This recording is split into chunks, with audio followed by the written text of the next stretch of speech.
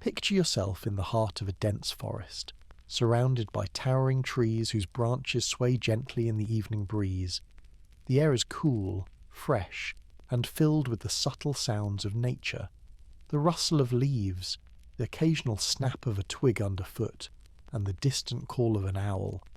This is a world untouched by agriculture, a time long before cities, roads, and the comforts of modern living. As you walk through this ancient landscape, you can almost feel the weight of time itself, stretching back through millennia. The ground is soft beneath your feet, covered in moss and the scent of earth. The trees, old and wise, stand tall around you, their trunks thick with the passage of countless years. This was the world of early humans, a world where survival meant constant vigilance, where every rustle in the underbrush could signal danger. Wild animals roamed freely, their presence both a threat and a challenge to those who walked the earth in these early days. But early humans were not helpless. They were not mere prey in this great untamed wilderness. They adapted, they learned, and over time they found ways to protect themselves from the very creatures that could easily have been their undoing. The story of how early humans protected themselves from wild animals is not just one of struggle. It is a tale of ingenuity, courage, and the deep connection between humanity and the natural world. The landscape stretches before you, an untamed expanse where every rock and hill has a story to tell. You walk along a path that's more of a suggestion than a trail, the way forward barely discernible through thick brush. The trees are tall and ancient, their leaves rustling softly in the wind, a sound that contrasts with the sharp, sudden calls of birds above. This is a world that is wild and dangerous, but also beautiful in its rawness. It's easy to imagine the lives of early humans in this place. The air is thick with the smell of damp earth and decaying leaves, a scent that mingles with the sharp tang of pine and the distant perfume of wildflowers. Each breath you take feels full of life, as if the very act of breathing connects you to the earth beneath your feet. It's in these moments, surrounded by the sounds of the forest, that you realize how much the world of early humans was shaped by their surroundings. They didn't simply live here, they became part of it, adapting to the rhythms of the land and its creatures. You pause for a moment to listen. The forest is alive, yet there's an underlying tension in the air. The wind has picked up slightly, rustling the leaves above, and in the distance you can hear the faint crack of a branch snapping under the weight of something large moving through the forest. It's the sound of danger, the warning of a predator on the prowl. But there's no panic, no sudden rush to flee. This was a world where humans were constantly aware of their surroundings.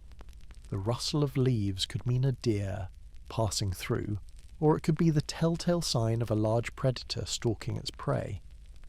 And the early humans, attuned to these subtle sounds, were always on alert. They knew how to move through the forest without being detected. It wasn't just the tools they used, though the stone-tipped spears and crude weapons they crafted from bones and wood were essential. But it was the way they learned to blend into the landscape. They could become part of the shadows, their movements deliberate and calculated, as though they were simply another part of the natural world around them. The sound of a snapping twig underfoot might alert a predator to their presence, but they had learned to walk silently, each step taken with the utmost care, their feet landing on soft ground, or cushioned by leaves and moss. The trees themselves were more than just shelter. Early humans learned to use them to their advantage. The thick trunks and dense foliage offered them cover, protection from the sun during the heat of the day, and refuge from predators that stalked the open plains. But even more than that, the trees were part of their strategy for survival. The higher branches, strong and steady, were perfect for climbing, providing a safe vantage point from which they could watch the forest below. From these heights, they could see the movements of predators, their sleek bodies slipping between the shadows, the subtle flicker of movement that might otherwise have been missed. And when danger was near, climbing the trees could offer a brief respite, a moment of safety while they formulated their next move. In these early days, survival was an intricate dance between humans and the animals they shared the world with. It wasn't always a battle of strength, but one of wits. The predators, too, were not mindless killers. They had evolved their own strategies for survival. Some, like the great cats that roamed the open plains, were patient hunters, waiting in the tall grass for the perfect moment to pounce. Others, like the wolves, were pack hunters, working together to chase down their prey. And then there were the creatures of the forest, the ones that seemed to vanish into the shadows, their eyes glinting in the darkness, always watching. But early humans were not without their own instincts. They learned to read the signs of the forest, recognizing the subtle changes in the air, the patterns in the leaves that signaled the approach of a predator. They knew the habits of the animals around them, the way the deer moved through the underbrush, the way the birds flew from the trees when danger was near. And they understood the importance of silence, of patience, of waiting until the moment was right. They knew when to run, when to fight, and when to seek shelter. The forest was full of risks, but it was also full of opportunities. The connection between early humans and their environment was one of constant observation. Every sound, every shift in the wind, every change in the way the animals behaved was noted and understood. If the birds suddenly flew higher into the trees, it meant a predator was nearby. If the ground felt unusually soft, it could mean a large animal had passed through recently. If the wind shifted, it might mean rain was coming. Early humans were masters of this subtle, almost instinctive knowledge, and it was this deep understanding of their world that allowed them to survive in such a harsh and unpredictable environment. As the sun begins to set, casting long shadows across the forest floor, you continue your journey deeper into the woods. The light filters through the branches above, painting the ground in a patchwork of gold and green. It's almost serene, the calm before the storm. The air is thick with the scent of damp earth, the fading sweetness of wildflowers, and the earthy musk of the forest itself. But there's a quiet sense of anticipation that hangs in the air. The animals of the forest are beginning to stir. The wolves, perhaps, are starting to gather, preparing for their evening hunt. The great cats, hidden in the shadows, are watching their prey. The sounds of the forest are shifting, the natural rhythm changing with the setting of the sun. And early humans, too, were aware of this change. As darkness fell, they would retreat to the safety of their shelters, their small, temporary homes built from the resources they found in the forest. Their fire would be lit, the crackling of the flames offering light and warmth as the night grew colder. Around the fire, they would sit in silence, their eyes scanning the darkness, their ears tuned to every movement in the night. The forest was no longer a place of safety. It had become a place of danger. The predators roamed freely now, their eyes glowing in the dark, their movements silent and deadly. In this moment of transition, early humans had learned the importance of community. It wasn't just about the individual, it was about the group. Survival was a collective effort, and the fire they built in the heart of the forest was more than just a source of warmth. It was a beacon, a signal that they were safe, for now. The flames would ward off the creatures of the night, the predators who relied on darkness to hunt. But the fire wasn't just for protection, it was a symbol of humanity's resilience. In the wilds of this ancient world where danger lurked at every turn, the fire was a sign that humanity had learned to tame the chaos. They had learned to adapt, to use their intelligence to overcome the raw power of nature. The fire, warm and steady, was their answer to the darkness of the night. And yet, even as the fire burned, there was a quiet tension. The predators were not far off. The wolves, perhaps, had begun their hunt. The great cats were stalking their prey, moving silently through the underbrush. The forest was full of life, but it was also full of danger. It was in these moments, in the silence of the night, that early humans would gather together. They would huddle close to the fire, their faces illuminated by the flickering flames.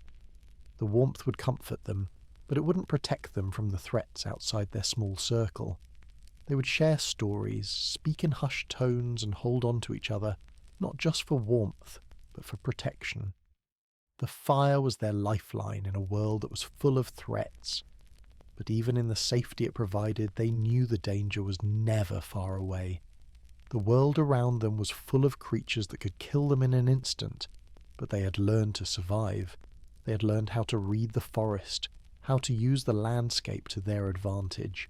They had learned to outsmart their predators, to anticipate their movements, to stay one step ahead. And that, perhaps, is the most remarkable thing of all. In a world where survival was not guaranteed, early humans had learned how to protect themselves. They had adapted to their environment, learned to read its subtle signs, and developed tools and strategies that allowed them to survive in the harshest of conditions. They were not just part of the natural world, they had become its equals, its stewards. And as the night grew darker and the sounds of the forest grew louder, they sat around their fire, knowing that they were not just survivors, they were conquerors. They had taken control of their fate, using their wits, their strength, and their understanding of the world around them to carve out a place for themselves in this wild and dangerous land. The darkness outside was full of potential threats, but inside the circle of firelight they were safe. For now. The fire crackles, sending sparks upward, a brief flash of light that disappears into the darkness above. The warmth of the flames pushes back the cold air of the night, but the cold itself remains, lurking just beyond the circle of light. The wind picks up, whistling through the trees, making the leaves tremble and rustle, a constant reminder that the forest is not still. It is a living, breathing thing, full of motion, full of life, and full of danger. As the fire flickers and dances, the shadows around the humans grow longer, stretching toward the edges of their small camp. It's almost as if the forest itself is reaching out, trying to encircle them, to claim them once again. But the humans sit resolute, their backs to the fire, their eyes scanning the darkness with practiced caution. They've learned that the predators of the night are clever, and that even the smallest sound in the distance could mean a threat is drawing closer. The fire isn't just for warmth. It's a tool, a weapon, a sign of control. It keeps the larger animals away. The wolves, the big cats, the creatures that thrive in the night. They all fear the fire. It's a bright, moving thing, and its unpredictable nature makes it dangerous to them. Yet, even as the fire keeps them at bay, the humans know that it's not infallible, it's not a perfect shield. It is a barrier, but a fragile one, susceptible to the shifting winds, to the flickering embers that drift away from the main blaze. One of the humans stands, a tall figure silhouetted against the fire, the light catching the edges of his figure. He moves carefully, his steps deliberate and cautious, his eyes darting around the edges of their camp. He's a hunter, his mind sharp with the instincts of a predator, but tonight he is one of the hunted. Tonight they all are. They've learned to be silent in these moments, knowing that even a single careless sound could draw the attention of a predator. The night is full of whispers, some of them human, but many more are the soft, furtive sounds of creatures that slip through the shadows, watching, waiting. The hunter's eyes narrow as he scans the forest. His breath is slow and steady, the only sound coming from his lungs and the soft crackle of the fire. His spear, sharp and well-crafted, is held loosely in his hand, ready for action if the moment calls for it. He's prepared for anything: a wolf pack, a lone cat, or perhaps something even more dangerous, a creature whose movements are subtle enough to avoid detection. He glances briefly at the others around the fire, his eyes meeting theirs in silent communication. Each person understands the role they play. There is no room for fear, no time for hesitation. They are a unit, and their survival depends on their ability to act as one. The wind shifts, and the fire flickers violently, casting strange shadows that dance wildly across the clearing. It's as if the night itself is coming to life, the trees swaying in the breeze, their branches creaking and groaning under the pressure of the wind. The humans stiffen, their eyes narrowing, their senses heightened. There's something else, something beyond the normal sounds of the forest. A low growl, barely audible, but there. It's the unmistakable sound of a predator, and it's close. Too close. The hunter crouches, his body instinctively lowering to the ground, his eyes scanning the darkness for the source of the sound. The others follow suit, their movements swift and practiced. They've done this before, this dance with the dark creatures of the night. They've learned how to remain still, how to listen, how to disappear into the shadows. Their bodies press against the earth, the cool ground offering no comfort, only a necessary closeness to the soil beneath them. The hunter's hand tightens on the shaft of his spear, the weapon an extension of his will, a tool crafted through years of trial and error, refined over countless hunts. The growl comes again, louder now, and it's unmistakable. It's not a wolf, not a big cat, but something far larger. The hunter's breath catches in his throat. A bear. It's close. Too close. His mind races. He knows the danger a bear presents. It's strong, relentless, and not easily deterred. But he also knows that they have the advantage of numbers, the advantage of strategy. The bear may be large, but they are a unit, each member of the group contributing their skills and instincts to the survival of the whole. The humans remain still, barely breathing as the bear draws closer. The growl grows louder, a low rumble that reverberates through the ground beneath them. It's close now, so close they can feel the vibration in their bones. The hunter watches as the bear's shape becomes clearer in the dim light of the fire. It's a massive creature, its fur thick and matted, its eyes dark and wild. It moves with surprising grace for its size, its body weaving through the underbrush with the ease of a shadow. The humans do not move. They remain frozen, their eyes locked on the bear, waiting for the right moment. They know that a single wrong move could lead to disaster. If they run, the bear will chase them, and they won't be able to outrun it. If they make a sound, they risk alerting the creature to their presence. But if they remain still, they have a chance. The fire provides light, but it also provides a barrier.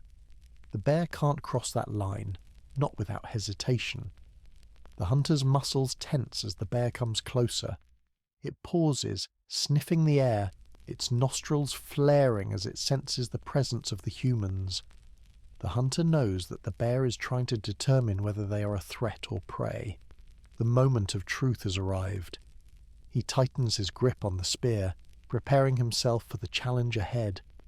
His heart beats steadily in his chest, each beat a reminder of the life he must protect. The bear lets out a low, rumbling growl, and the humans brace themselves. The hunter takes a step forward, his movements slow and deliberate, his spear held in front of him. The bear snarls, its teeth bared, its massive paws digging into the earth as it prepares to charge. The fire flickers again, casting long shadows across the clearing, and in that moment, the hunter makes his move. With a swift motion, he hurls his spear. It flies through the air, a blur of motion that strikes the bear in its side with a sickening thud. The creature roars in pain, its massive body jerking to the side as the spear drives deeper into its flesh. The humans spring into action, each member of the group moving with practiced speed. They move in unison, surrounding the bear, forcing it to turn and face them from all sides. The bear swipes at the air, its claws slashing through the night, but the humans are faster. They dart in and out of the shadows, using the trees for cover, striking when the bear is distracted by another member of the group. The hunter moves with precision, his spear now replaced by a sharp, jagged rock that he wields like a weapon. His heart is steady as he dodges the bear's furious swipes, waiting for the perfect moment to strike again. The battle rages on, a blur of motion and sound. The bear roars, thrashing violently, but it is outnumbered. Each strike from the humans lands with deadly accuracy, each move calculated to wear the creature down. The bear's strength is incredible, but it is not invincible. It grows weaker with each blow, its movement slower, its breath heavier. Finally, with one last strike, the hunter drives the rock into the bear's side, piercing through its thick fur and into its flesh. The bear lets out a final, agonized roar, its body convulsing before it collapses to the ground. The humans stand still for a moment, their chests heaving as they catch their breath. The battle is over, but the danger is far from gone. The hunter stands over the fallen creature, his hand still gripping the weapon. The fire flickers beside him, its light casting long shadows across the ground. The air is thick with the scent of blood and sweat, and the forest feels eerily still in the aftermath of the fight. The humans gather around the fallen bear, their eyes scanning the area for any signs of other predators. But for now, the forest is silent. They have survived. The forest is still, the air heavy with the scent of the bear's blood, a sharp tang that mixes with the rich, earthy smell of the earth beneath their feet. The fire crackles weakly, its flames flickering and dying down, the orange glow dimming in the shadows.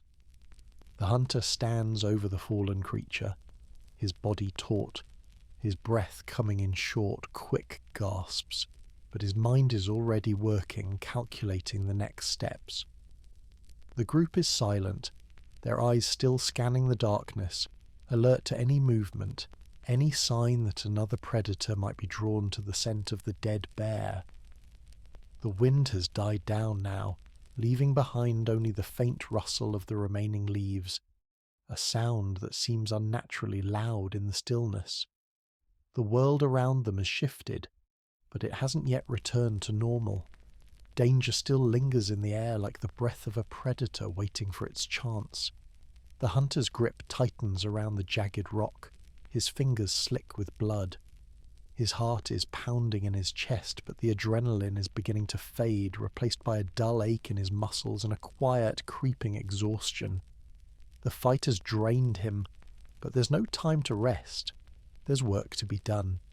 He steps away from the bear, moving with care as he places the rock on the ground. His eyes move to the others, who are beginning to stir, their bodies shifting as they assess the situation. They've been through this before. This quiet moment of victory, this stillness that follows the chaos. But even in their shared triumph, they know that it's not over. The hunter looks to the trees, his eyes scanning the darkness. The forest is vast, and though they've taken down the bear, the creatures that live here are never far. He motions to one of the others, a taller figure with a strong build, and nods toward the edge of the clearing. The man understands immediately, his movements swift and silent. He moves to the trees, disappearing into the shadows without a sound. The hunter watches him go, his eyes narrowing as he listens to the rustling of the forest. The others are already gathering their tools, preparing for the next phase. They need to process the bear, to strip it of its useful parts before the scent draws more predators. The task is grim but necessary. The group moves with practiced efficiency, each person taking their place. There is no hesitation, no fear, only the deep understanding of the work ahead. The first step is always the same, cutting away the thick, matted fur. The hunter kneels beside the bear, his knife flashing in the firelight as he begins to slice through the coarse fur, the blade making slow, deliberate cuts. The sound of the knife scraping against the animal's hide is strangely soothing, a rhythm that helps to calm the storm of adrenaline still racing through his body. The others work alongside him, their movements synchronized, the silence between them filled only by the occasional scrape of a blade or the rustle of the leaves. As the skin is peeled away, the rich, greasy smell of the bear's body becomes more pronounced, mixing with the scent of blood and sweat. The air feels thick, almost oppressive, as if the forest itself is holding its breath, watching the humans work. There's something primal in this moment, something ancient and unspoken. This is survival in its purest form, a reminder that, in the end, everything comes down to the ability to sustain oneself. The hunter's hands are steady as he works, his focus unbroken as he strips the bear of its flesh. The task is not easy. The skin is tough, the muscle fibres thick, but he is methodical, his experience guiding his every move. The firelight dances over the scene, casting shifting shadows that seem to mimic the movement of the humans as they work. The forest, though quiet, is never far from their minds. The sounds of the night creatures are still present, distant, but always there, a reminder of what might be lurking just out of sight. The bear's body is large, its flesh rich with fat, a valuable source of sustenance for the group. The hunter knows that they will need to work quickly to salvage as much as they can before the scavengers arrive. Already he can feel the air shift again, the stillness growing thicker as the forest begins to stir once more. The wind picks up again, sweeping through the trees, and the hunter pauses for a moment, his senses alert. The wind carries the scent of something new now, something that doesn't belong. A movement catches his eye, a dark shape moving between the trees, its form blending into the shadows. The hunter's heart skips a beat. Another predator. He raises his hand, signalling for the others to stop. The group falls silent at once, their eyes flicking toward the trees where the shape has disappeared. The forest is alive with the sound of the wind in the trees, but there is a new tension in the air. The hunter's instincts kick in. He knows this is no random movement. It is deliberate, calculated. The predator is stalking them. His eyes narrow, scanning the darkness, the muscles in his legs tightening as he prepares to spring into action. But he is not alone. The others are ready too, their weapons in hand, their eyes scanning for the source of the threat. The wind shifts again, and this time the hunter catches a glimpse of the creature. It's not a wolf, nor a cat, but something larger. The outline is hard to make out, but there's no mistaking the powerful silhouette. A boar. But not just any boar. This one is massive, its tusks gleaming in the dim firelight as it steps forward, its hooves making no sound on the forest floor. The boar is a formidable opponent, its tusks sharp as daggers, capable of disemboweling a man with a single strike. It's a dangerous creature, known for its aggression and strength, and the hunter knows that if they don't act quickly, the boar could easily charge, turning the night's victory into a deadly confrontation. Without hesitation, the hunter motions for the group to spread out. They form a circle around the fire, their weapons at the ready. The boar moves closer, its dark eyes glinting with intelligence and hunger. The hunter takes a deep breath, his body tensing as he watches the creature. He knows that this is no longer just about survival. It's about control. The boar will not be allowed to take the fruits of their labour. The The boar's heavy breathing fills the air as it edges closer, its massive body moving with surprising speed through the underbrush. The humans hold their ground, their eyes locked on the animal, every muscle in their bodies coiled and ready. The boar charges. Its movements are fast, brutal, a blur of muscle and tusks. The hunter raises his spear, waiting for the right moment. The others follow suit, each of them prepared to face the beast. There is no fear, only the cold certainty that this is what they have trained for. This is the fight they must win for the safety of the group and the life of the hunt. As the boar lunges, the hunter sidesteps, his spear flashing forward. The blade strikes true, piercing the boar's side with a sharp grunt of pain. The creature stumbles, its massive body jerking to the side as it tries to regain its footing. But the humans are quick, surrounding it, their movements synchronized as they strike again and again, their weapons landing with deadly accuracy. The boar thrashes, its tusks swiping through the air, narrowly missing the hunter. It's a brutal fight, but it's over quickly. The boar's strength falters, its movement becoming slower, more sluggish. With one final thrust, the hunter drives his spear into the boar's heart and it collapses. The sound of its body hitting the ground, a dull thud that reverberates through the still forest. The humans stand still, their bodies tense, their breath ragged from the exertion of the fight. The fire flickers, casting its soft, warm light on the fallen boar, and for a moment the forest falls silent once more. The danger has passed, but the weight of the encounter lingers in the air, a reminder that in this world, survival is never guaranteed. The hunter steps forward, his hand shaking slightly as he pulls the spear from the boar's body. His eyes scan the darkness once more, alert for any further threats. But the night is still. The only sound now the crackling of the fire and the soft rustle of the wind in the trees. The group moves quickly, gathering their tools and preparing to process the boar. But there is a sense of quiet satisfaction among them. They have triumphed again. They have survived another night in the wild.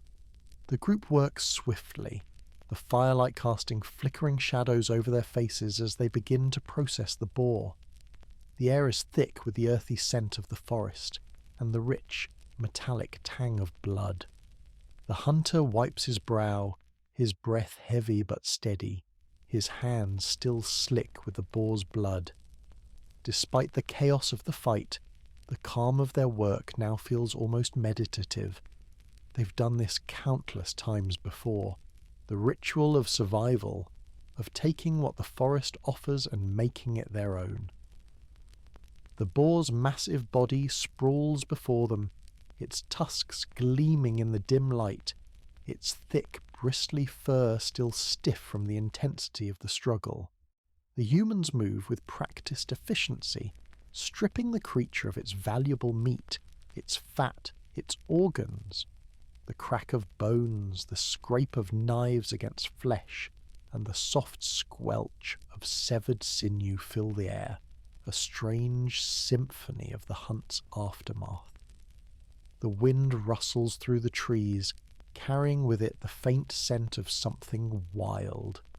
The tension of the hunt lingers in the air, but it's tempered by the steady rhythm of the work. There's a sense of accomplishment, of survival in the air. A quiet pride that comes from knowing they've triumphed over yet another predator. The hunter's hands move with the same precision and focus they had during the fight. He works methodically, cutting through the boar's thick hide, his knife sliding through the flesh with practiced ease.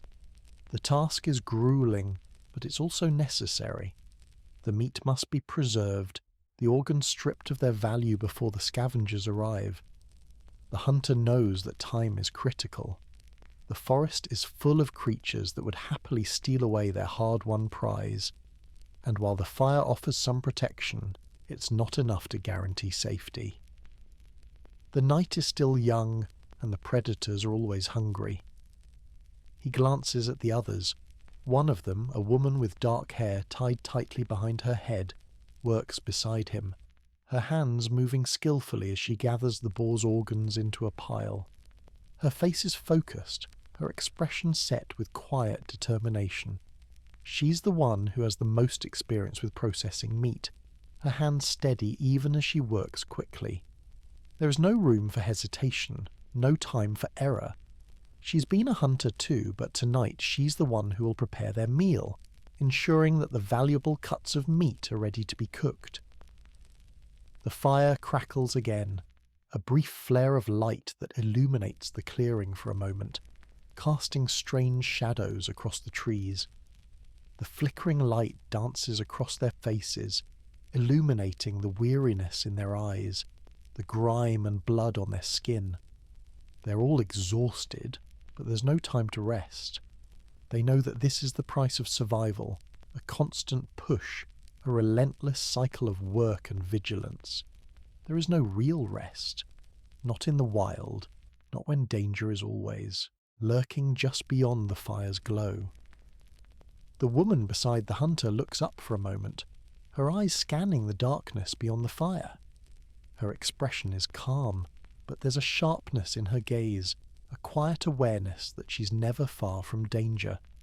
The forest is alive with sounds, distant calls of night birds, the occasional rustle of leaves, the crack of a twig as something large moves through the underbrush, but none of it is as sharp, as immediate, as the sense of watchfulness that hangs in the air. They work in silence, the only sound now the rhythmic chopping of knives, the occasional grunt of exertion, and the soft hiss of the fire. The wind picks up again, sending a chill through the clearing. It smells of earth and pine, of the rich dampness of the forest floor. There's a certain familiarity to the smell, a scent that feels ancient, that feels like home in a way. This is the scent of the wild, the scent of a world that has not been tamed, that has not yet been shaped by human hands. The hunter pauses for a moment, his hands stilling as he takes in the scene around him. The firelight flickers, casting its soft glow on the faces of his companions. They are all focused, intent on the task at hand, but beneath that focus there's a deep, unspoken understanding. This is not just about the boar, or the battle that brought it down. This is about survival.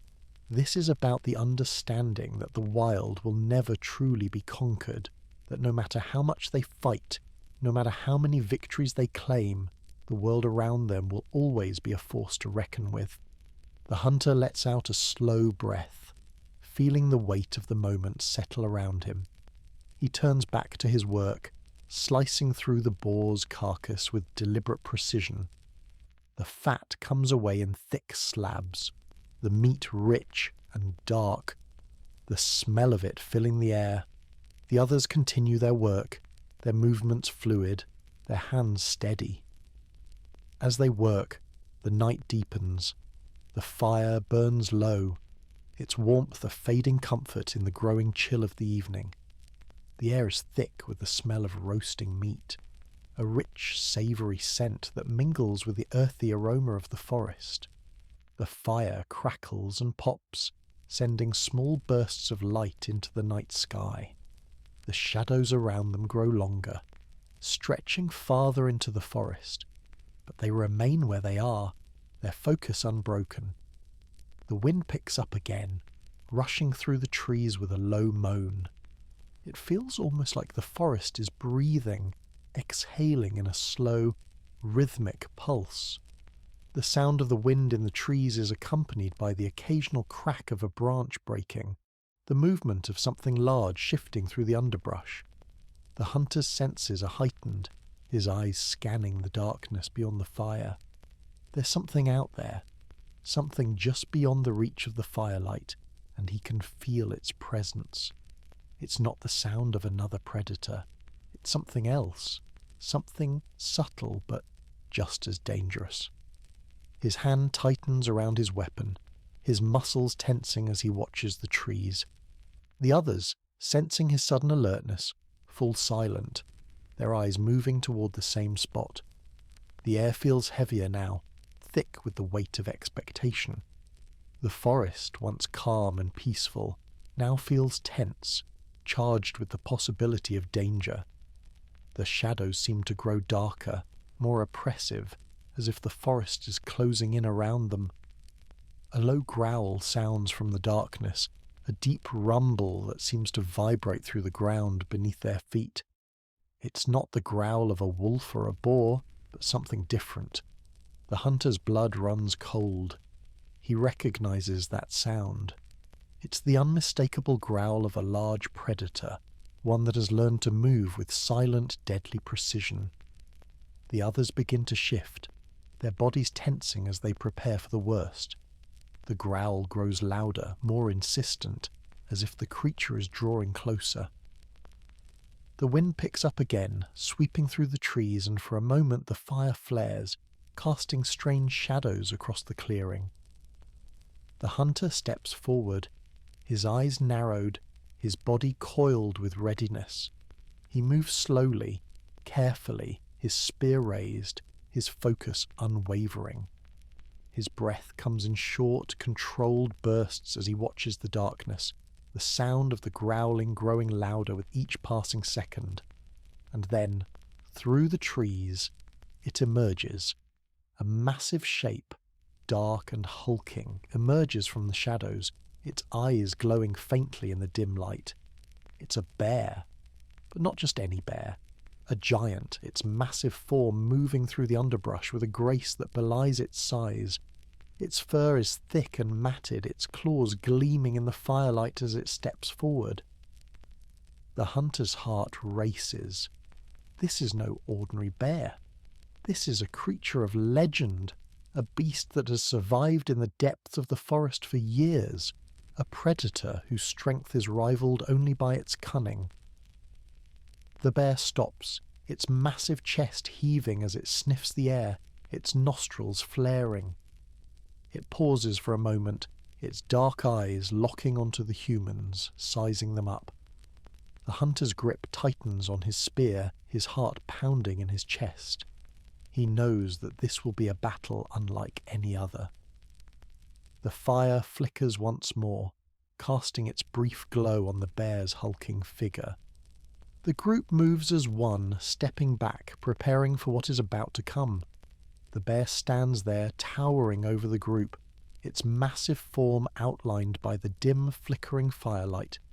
Its eyes gleam in the darkness, sharp and calculating, taking in the humans as if weighing their worth in a single glance. The tension in the air is thick, palpable. Every breath the humans take is measured, controlled, each muscle in their bodies primed for action. The wind stirs again, sending a chill through the clearing, and the bear sniffs the air, its nostrils flaring as it takes in the scent of the fresh kill, the blood still warm on the ground. The smell of the boar lingers in the air, mixing with the earthiness of the forest and the rich, almost metallic tang of the blood. The fire crackles, sending small sparks into the night, but the bear's gaze never wavers from the group. It's not hungry, not yet, but it's curious, and curious bears can be just as dangerous as hungry ones. The hunter steps forward slowly, his eyes locked on the bear, his hand gripping his spear. The others follow suit, their movements quiet but purposeful. They are not afraid, not exactly, but they are cautious. This is a predator unlike any they've faced before, a creature that has lived in the wild for longer than they've walked these lands. The bear's massive body ripples with muscle, its fur thick and bristled, its claws sharp enough to tear through bone. It is a creature born of the wild, a force of nature that has no place in the human world. But tonight, the humans will fight to keep that world from encroaching on their own. The hunter knows that the bear must be driven away. If they fight it now, if they engage, it could easily turn the tide in its favour. They need to outsmart it, to outmaneuver it, and to do that, they need to act fast. With a quick motion, the hunter signals to the others. It's time to spread out, to circle around the creature, to confuse it. They know that the bear's vision is not as sharp as their own, but its sense of smell is. They have to use the fire to their advantage. Slowly they begin to move, the hunter leading the way, his feet making no sound on the soft earth. The others follow, spreading out in a loose formation, each of them making their way through the trees, staying low, staying hidden. The fire flickers behind them, casting long shadows that stretch across the forest floor, but the bear is still focused on the hunter, still watching, still waiting. The wind picks up again, the leaves rustling in the trees as the scent of the forest shifts, bringing with it the sharp tang of pine and the earthy undertones of damp soil. The air is thick with the scent of the bear, its presence heavy in the clearing. It moves again, stepping closer to the fire, its massive feet crunching the dry leaves beneath it. The humans freeze, their breaths held tight in their chests. The bear pauses, its eyes scanning the space around it, the air thick with its tension. Then, without warning, the bear lunges. Its massive form surges forward with shocking speed, its claws swiping through the air with a roar of fury. The humans scatter, diving into the underbrush as the bear barrels through the clearing, its powerful body charging toward the fire. The hunter's heart pounds in his chest, his body moving on instinct as he leaps to the side, narrowly avoiding the bear's deadly swipe. He raises his spear, but the bear is already moving again, its enormous head swinging toward him with a snarl that echoes through the night. The others are already moving, darting between the trees, their weapons ready, their steps swift. The woman with dark hair is already on the move, her knife raised high as she charges toward the bear, her body low to the ground. She's fast, a blur of motion, and for a moment the bear seems to hesitate, its eyes darting to her, a flash of confusion crossing its face. The hunter takes advantage of the moment, charging forward with his spear aimed directly at the bear's side. The blade strikes, sinking deep into the creature's flesh with a sickening thud. The bear roars in pain, its massive body jerking away from the blow, but the hunter holds his ground, using every ounce of his strength to drive the spear deeper. The bear swipes wildly, its claws cutting through the air with incredible force. The humans are quick, ducking and dodging, moving like shadows through the trees, but the bear is relentless. It thrashes, its body powerful and strong, and despite their speed, despite their skill, they know that it's not enough to stop it. The bear is a force of nature, and it won't be easily defeated. The hunter grits his teeth, his spear trembling in his hands as he fights to maintain his hold. The fire crackles behind him, casting its orange glow over the scene, illuminating the struggle in harsh, flickering light. The bear roars again, its teeth bared, its body writhing in fury. It lashes out with its claws, catching one of the humans in the shoulder, sending him crashing to the ground with a grunt of pain. The hunter's heart skips a beat. One of his own has been injured. The woman with dark hair is already at his side, pulling him out of the way, her hands working quickly to assess the damage. The hunter's eyes flick to the rest of the group, each of them still fighting, still pressing the attack, but the odds are shifting. They are outmatched, outclassed by the raw strength and fury of the bear, and yet there is no retreat, there is no turning back. With a low growl, the bear charges again, its massive form barreling toward the fire. It's clear now that it's not just the humans that the bear is after, it's the fire. The flames are a threat to it, something it cannot fully comprehend, and its instincts are pushing it toward the one thing that can drive it back. The hunter watches as the bear's massive paws swipe at the fire, sending a cloud of sparks into the air. The fire splutters, but it holds, its warmth and light providing a brief sense of protection. The hunter knows that they cannot afford to let the fire go out. If it does, the bear will be free to roam, and they will be at its mercy. He rushes forward, his spear held high, and with a swift motion he strikes again, the blade sinking deep into the bear's side. The creature howls in pain, its massive body jerking to the side, but it does not stop.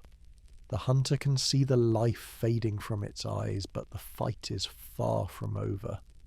With a final desperate effort, the hunter lunges, his spear aimed directly at the bear's throat.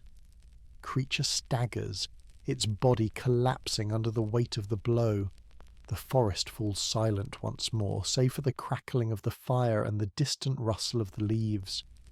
The hunter stands over the fallen beast, his body shaking with exhaustion, his breath coming in ragged gasps. The others move in, their eyes still alert, but the danger has passed. The fire flickers, casting its warm glow over the clearing, and for a moment the hunter allows himself to breathe. The battle is over, but the forest remains as wild and unpredictable as ever.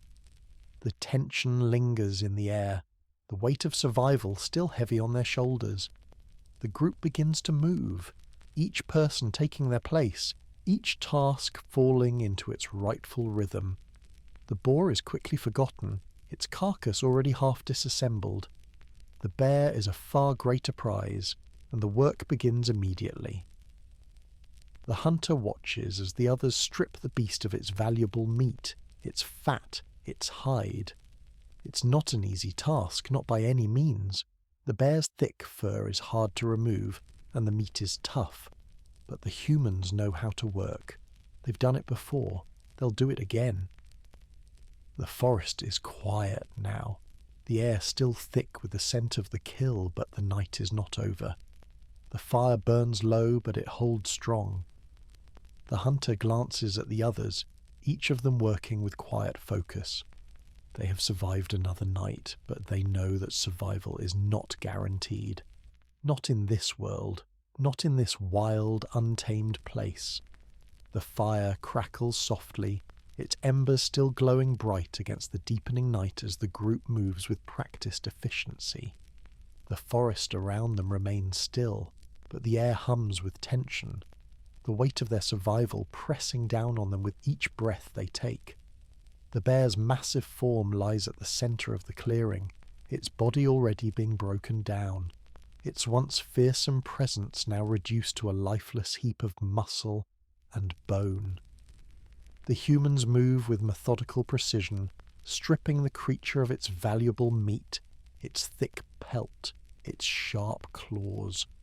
The task is grim, but it's one that must be done. The hunter, his body sore from the fight, works beside them, his hands steady even as his mind races. He doesn't take his eyes off the clearing, even as his hands move quickly, peeling away the bear's fat, slicing into its muscle with expert strokes.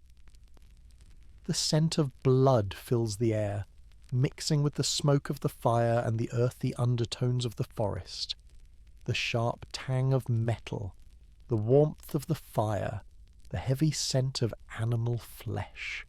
Everything is heightened, the world reduced to the sights and smells of survival. The woman with dark hair, her face set with quiet determination, moves beside the hunter, her knife flashing as she carves through the thick, bristly fur. She works with ease, her fingers deftly slicing through the bear's skin, separating the useful parts from the rest. Her sharp eyes dart around the clearing occasionally, alert to any shift in the atmosphere, any sign of danger. She's a seasoned hunter, and in these moments there's no hesitation in her movements, no fear in her eyes. The other members of the group continue their work, their hands quick, their expressions focused. There's a rhythm to the task, a steady beat that feels almost comforting in its repetition. The crack of bones, the squelch of flesh, the occasional grunt of exertion. It's the sound of survival, of a life lived in balance with the wild. But even as they work, their senses remain alert. They know that they are not alone in this vast forest.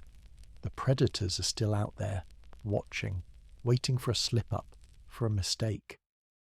The hunter's eyes flick to the trees, scanning the darkness beyond the firelight. The shadows move in the periphery of his vision, the flicker of light casting strange shapes across the clearing. The forest is alive with movement, but it's the kind of movement that doesn't reveal its source. The rustle of leaves, the snap of twigs, the soft call of an owl in the distance, all are familiar sounds, but the hunter remains tense, his senses stretched taut like a bowstring. There is a flicker of movement in the darkness, a shadow slipping between the trees, its form barely discernible against the blackness of the night. The hunter's heart skips a beat. His hand goes to the spear at his side, his body instinctively tensing as he shifts his weight, ready to spring into action. The others sense it too, the shift in the air, the subtle change in the rhythm of the night. They stop their work, their bodies going still as they too scan the dark woods around them. The wind shifts, carrying with it a new scent, one that's faint but unmistakable, something large, something dangerous. The hunter's eyes narrow as he looks toward the trees. There's no sound now, only the rustle of the leaves in the wind and the distant crackling of the fire. The shadow shifts again, moving silently through the underbrush. It's not a wolf nor a cat, but something larger, something with the same predatory grace as the bear. The hunter's breath catches in his chest. He knows the signs. He knows what's lurking out there in the dark. A low growl rumbles from the shadows, the sound vibrating through the air like a distant thunderclap. It's a growl unlike any the hunter has heard before. Deep, guttural, primal. His heart races as he listens. The growl comes again, closer this time, more urgent. The hunter doesn't hesitate. He signals to the others, his hand raised in a silent command. The group begins to move, instinctively falling into a defensive formation. The fire is still at their backs, the warm light flickering, but the dark has already begun to press in around them. The growl comes again, this time louder, more distinct. It's not just one creature, the hunter realizes. There are others circling them, closing in on their position. He can feel the presence of the pack, their eyes watching him from the shadows, the weight of their hunger in the air. The hunt is on. The hunter's fingers tighten around the spear, his muscles tensed and ready. The others have already drawn their weapons, their faces set with grim determination. They know what's coming, and they know that there is no room for fear, no room for hesitation. Survival is a matter of instinct, of the will to live. And then, out of the darkness, they emerge. A pack of wolves, their eyes glowing like embers in the night, slip from between the trees, their bodies low to the ground, moving in unison. The lead wolf, a massive creature with a thick coat of fur and sharp, gleaming teeth, pauses just outside the fire's reach, its body tense, its eyes fixed on the humans. The rest of the pack follows, spreading out around the clearing, their movements synchronized, their bodies rippling with predatory energy. The hunter's heart pounds in his chest as he watches them move. There are at least 5 wolves in the pack, each of them large and lean, their muscles coiled like springs. Their eyes flick from the humans to the bear, the scent of the fresh kill drawing them in, their instincts telling them that this is their moment. The pack moves closer, their eyes fixed on the humans with a feral intensity. The hunter doesn't move, doesn't flinch, his grip steady on the spear. The wolves circle, their bodies gliding through the shadows, their breath coming in low, slow rasps. The fire crackles again, casting its light across the scene, the flames dancing as the wolves step into its glow, their silhouettes dark and menacing. The air is thick with tension, each movement of the wolves measured, calculated. They're waiting for the right moment to strike. The humans are aware of this. They know that the wolves will attack as one, that they will move with the precision of a well-trained pack. But they also know that they are not helpless. They are not prey. The hunter stands his ground, his spear held in front of him, his body taut with readiness. The others follow suit, their weapons raised, their eyes fixed on the pack.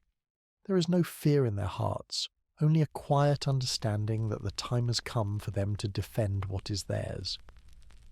The wolves move again, stepping forward with a low growl that seems to reverberate through the forest.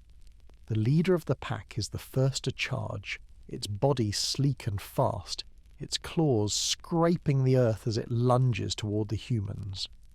The hunter reacts instantly, his spear thrusting forward with deadly precision.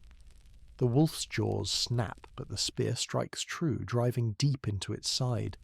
The wolf howls in pain, its body twisting as it tries to free itself from the weapon, but the hunter holds firm, his muscles straining as he keeps the pressure on. The other wolves are already moving, their bodies blurring in the firelight as they launch their own attacks. The humans fight back with equal ferocity, their weapons flashing in the night. The crack of bone, the sound of a wolf's snarl, the thud of claws against flesh. Each moment is a blur, a violent whirlwind of motion and sound. The lead wolf pulls back, its body jerking as the spear is torn from its flesh. Blood stains the earth beneath it, a dark, slick puddle that spreads outward. But the fight is far from over. The pack is still moving, still circling, each of them looking for an opening, a chance to strike. The hunter moves again, his spear flashing through the air as he stabs at another wolf, his arm trembling with the effort. The wolf snarls, its eyes glowing with fury, but it's not quick enough. The spear strikes home, sinking deep into its chest, and the wolf collapses with a final painful yelp. The hunter pulls his weapon free, his breath coming in sharp gasps as he surveys the scene. 2 wolves remained, their eyes still fixed on the humans, their bodies coiled and ready to strike. The air is thick with the scent of blood, the forest alive with the sounds of the struggle. The wolves are relentless, but the humans are unyielding. There is no room for mercy in this world, no space for weakness. The hunter knows that they cannot afford to lose now, not when the night is so close to being won. The wolves charge again, and this time the humans are ready. Their weapons are raised, their bodies moving as one. The forest becomes a blur, the crackle of the fire, the howl of the wolves, the sounds of battle all melding into a single pulse, a rhythm of survival that beats in the hearts of each person. And with a final deafening roar, the wolves are driven back into the night, their bodies retreating into the shadows from which they came. The humans stand, blooded but unbroken, their weapons raised in triumph, their bodies still tense, still alert, but victorious. The pack has been driven off. For now, the night is theirs. The wolves have retreated, but the tension in the air remains thick, as if the very earth itself is holding its breath. The fire crackles once more, casting its warm glow over the group, but the shadows stretch long across the clearing, the trees now silent witnesses to the struggle that has just unfolded. The hunt is over, but the forest is still alive with danger, still whispering its ancient warnings into the night. The hunter stands, his body tense but steady, his spear still gripped in his hands.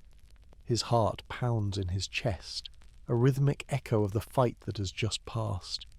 His eyes move over the others, each of them breathing heavily, their faces marked by the intensity of the battle. There are no words spoken, not yet. There's no need. They all understand the weight of the moment. They've survived. For now, that's all that matters. The woman with dark hair is the first to move, her eyes scanning the area with practiced caution. She steps forward, her knife held loosely in her hand but ready. She's a hunter, like the rest of them, but her mind is already turning to the next task, the next phase. She bends down to inspect the fallen wolves, her fingers brushing against their still warm bodies as she checks for any signs of injury, any damage that could slow them down. The hunter follows her gaze, his own focus sharpening once again. The fight is over, but the work is not. The pack has been driven off, but their scent lingers in the air, a reminder that danger is always lurking just beyond the firelight. They've triumphed, but only for a moment. The forest is vast, its shadows deep, and there are always more predators, always more threats. The group moves again, their bodies instinctively falling into a new rhythm, a new focus. They are not just survivors. They are part of this world, and this world is unforgiving. The hunter turns his attention back to the boar, his mind racing as he processes the damage, the losses. The bear is now nothing more than a carcass, its meat harvested, its pelts stripped, its bones discarded into the dark earth. The boar's body, on the other hand, still holds promise.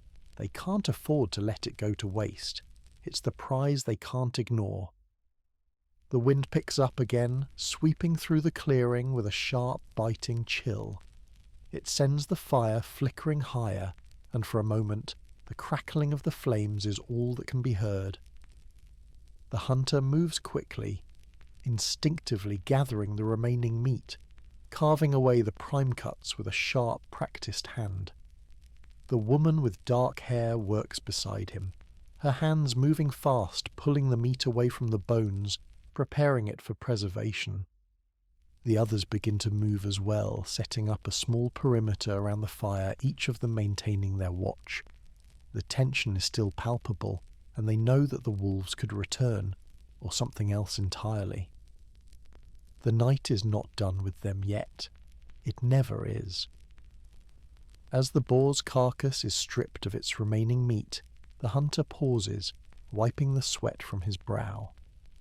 His body aches from the fight, his muscles sore from the exertion, but there's no time to rest. He knows they need to keep moving, keep working. If they stay in one place for too long, the creatures of the night will find them. A low growl suddenly breaks the silence, sending a ripple of tension through the group. The hunter's heart skips a beat as his eyes flick to the trees. The growl is familiar, not the sound of a predator, but the sound of something different, something closer. His breath catches in his chest as the realization hits. The sound isn't just from the forest, it's from behind them, just out of the reach of the firelight. The group tenses. Weapons are raised again, hands steady but prepared. The hunter feels the weight of his spear in his hand, the cold metal sharp against his skin. His eyes scan the darkness, the trees now swaying in the breeze, their leaves rustling softly. He knows the sound of the forest, knows when it's just the wind, just the shift of branches. But this is different. The growl comes again, louder this time, unmistakable in its intensity. It's the growl of something large, something powerful, and it's close, closer than he's ever felt. The air is thick with the scent of something unfamiliar, something wild, and his heart races once more, a steady beat of urgency that matches the growl in the night. The fire flickers, its glow casting erratic shadows, and the hunter's mind races. His eyes narrow as he steps closer to the others, signalling for them to prepare. There's no time to think. There's only the moment, the now, the need to survive. The ground beneath their feet rumbles, a low vibration that spreads through the earth, through their bones, and for a moment the hunter's breath falters. The growl comes again, sharper this time, louder, and it's followed by a sound that makes his blood run cold. The unmistakable sound of heavy feet, pounding the earth with rhythmic force. Something massive, something heavy is coming, and it's coming fast. The group shifts into position, spreading out to form a loose but solid defensive line. The hunter's spear is raised, his body tense, ready to react, but his mind is clear. He knows that the creature charging toward them is not something they can face directly. It is too large, too strong. But they have something the creature doesn't. They have their wits, their ability to outsmart it. The growl grows louder, deeper, and the sound of heavy breathing fills the air.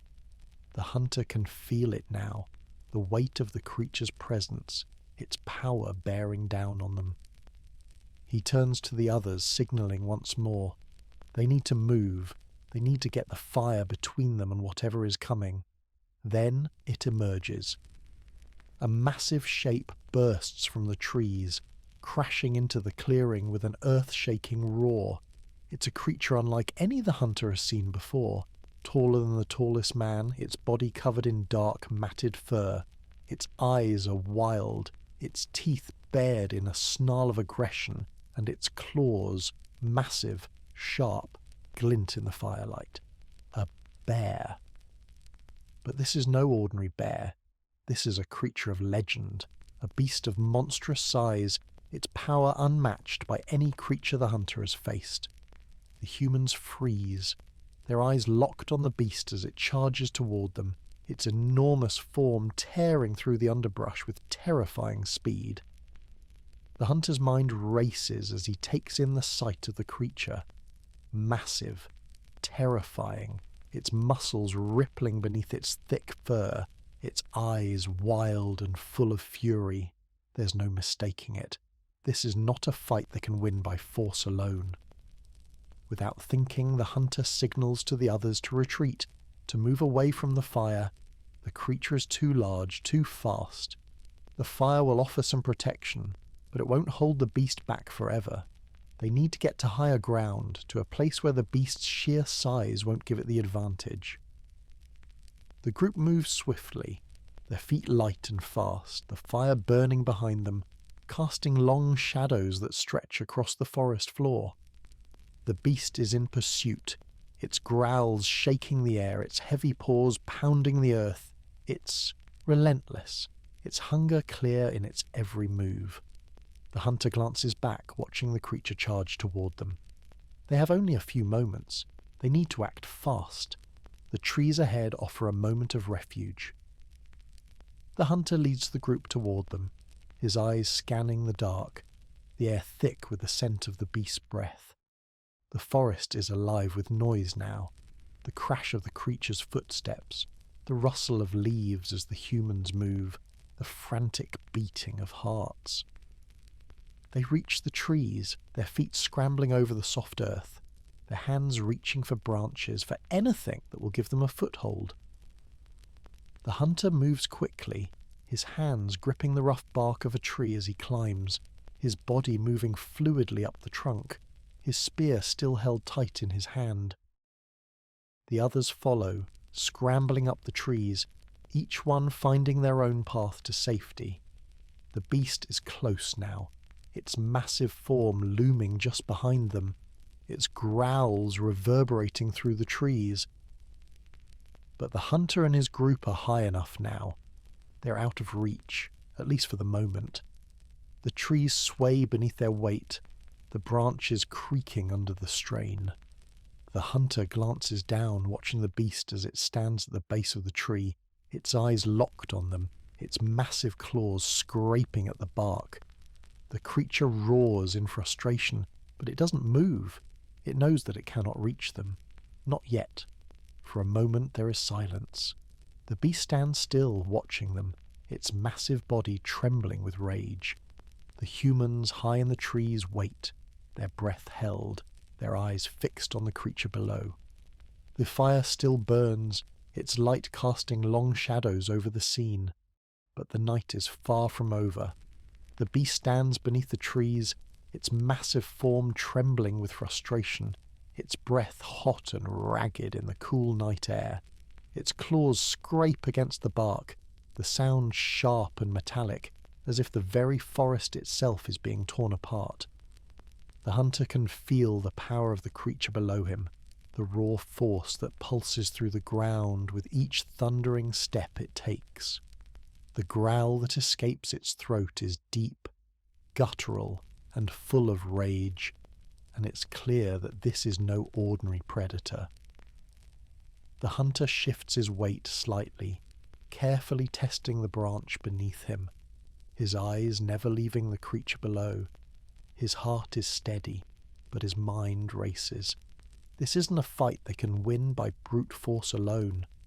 The beast's power is unmatched, its size a near insurmountable obstacle, and yet the hunter's instincts are sharp, his mind working quickly to find a way out of this deadly standoff.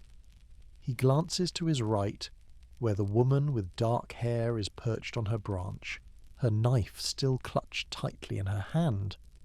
Her eyes are focused, her body poised and alert, but there's no panic in her movements. She's a fighter, a survivor, and in this moment her mind is already calculating their next move, just as his is.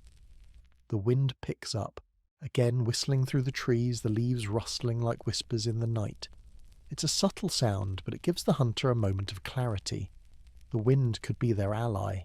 The fire is dying down, but its embers still cast a faint glow, and the darkness of the forest is shifting with the passing breeze. The wind could carry the scent of their presence away from the beast, masking their movements, offering them a chance to slip past the predator unnoticed. But they have to act quickly. The bear is already too close, too focused on the humans. It's not just hungry, it's angry, and it's determined. The hunter knows that one wrong move, one misstep, could be their undoing. Without warning, the bear rears back on its hind legs, a deafening roar shaking the forest as it slashes at the tree trunk, its claws cutting deep into the bark.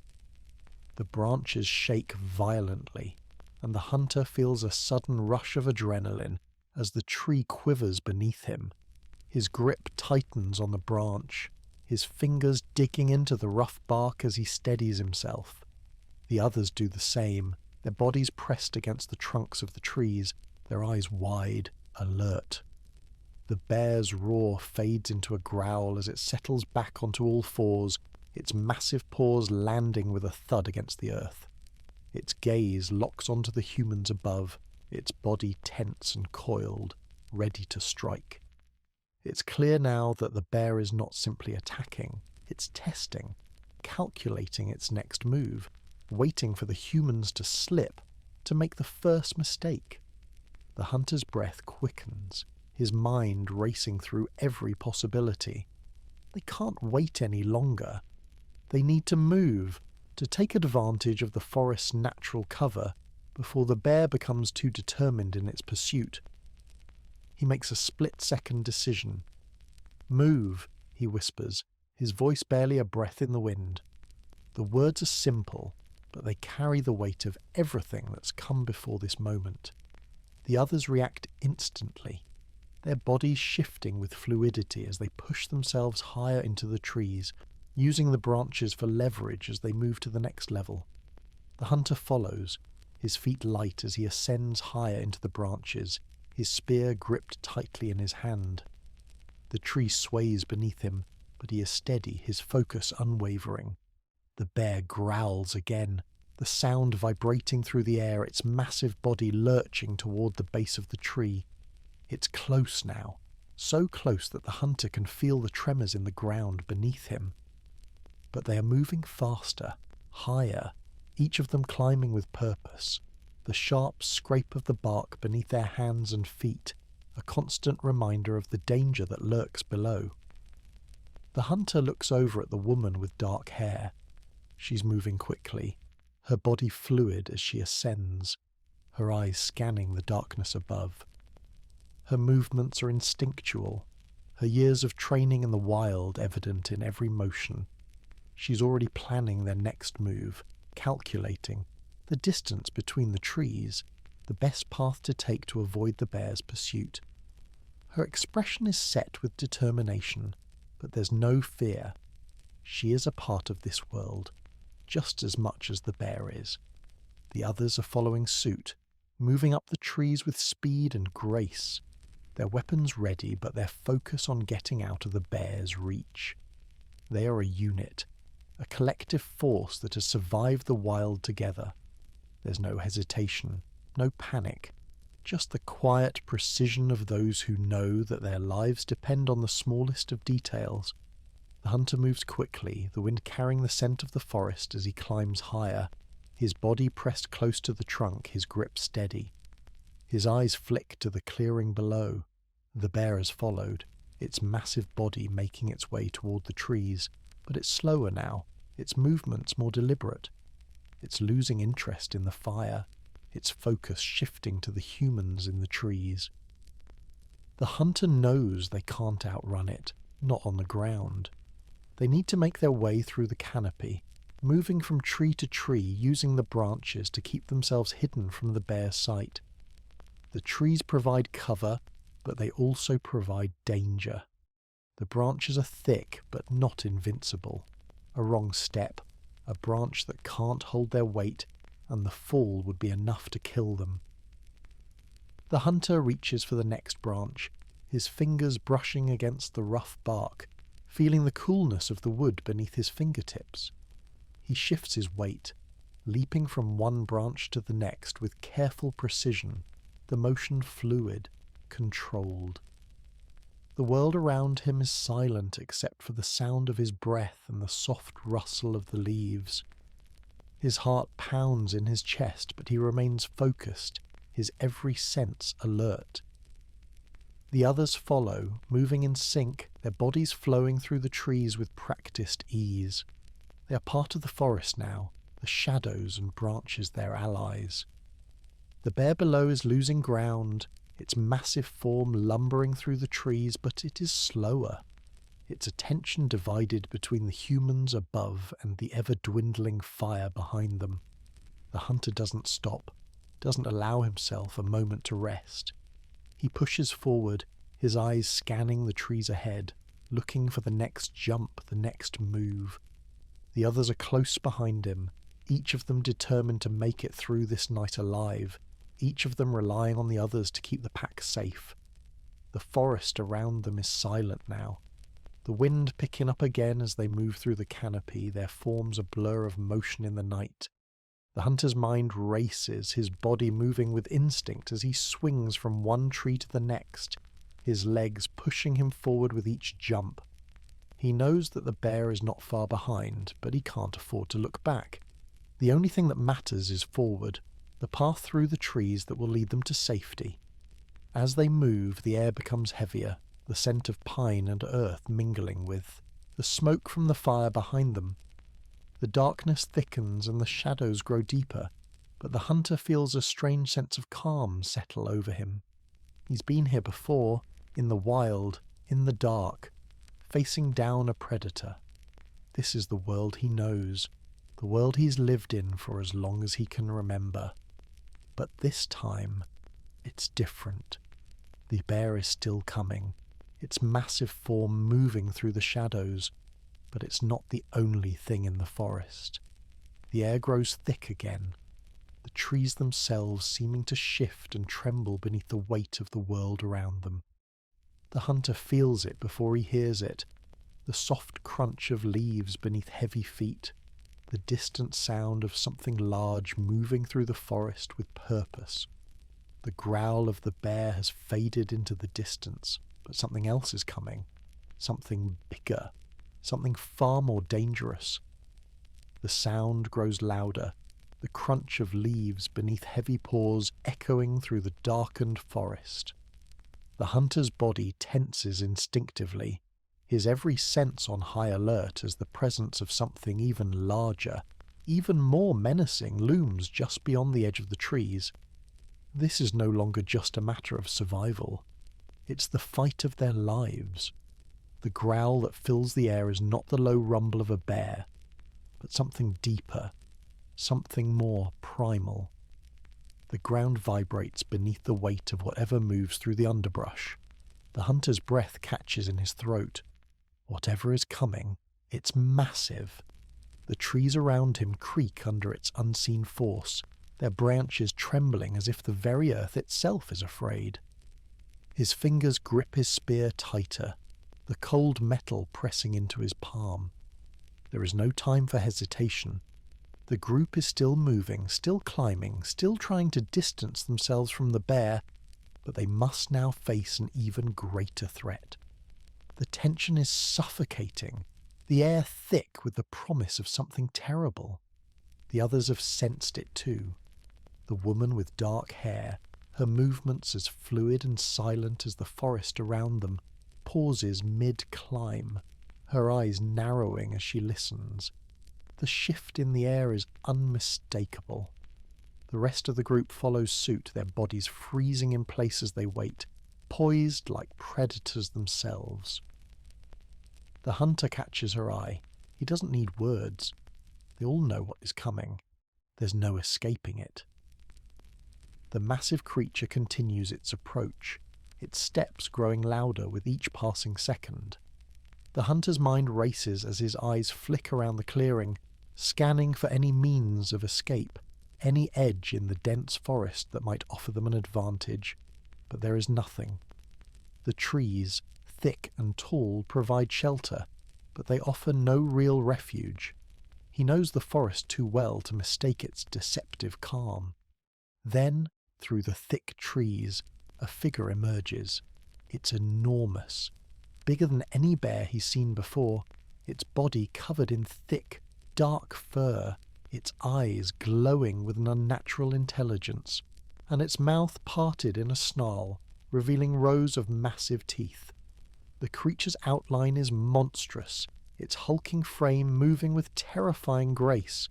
The weight of its body presses down on the earth, its enormous paws leaving deep imprints in the soil with each step it takes.